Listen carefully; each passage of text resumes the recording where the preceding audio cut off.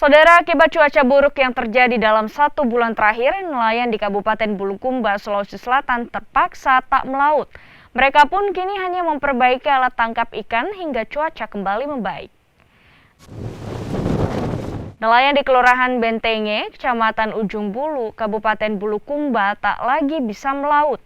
Cuaca buruk yang menerjang perairan membuat mereka tak berani melaut karena ombak yang tinggi. Mereka pun terpaksa memutar otak untuk tetap bisa memperoleh penghasilan tambahan, mengingat sebagian besar mereka hanya mengandalkan hasil tangkapan ikan. Ya, kurang lebih 1 bulan. 1 bulan ya? Iya. Itu faktor apa? Ya, dengan cuaca yang ekstrim seperti ini. Biasanya melaut di mana, Pak? Cari ikan. Cari ikan biasanya ke ini, ke Selayar.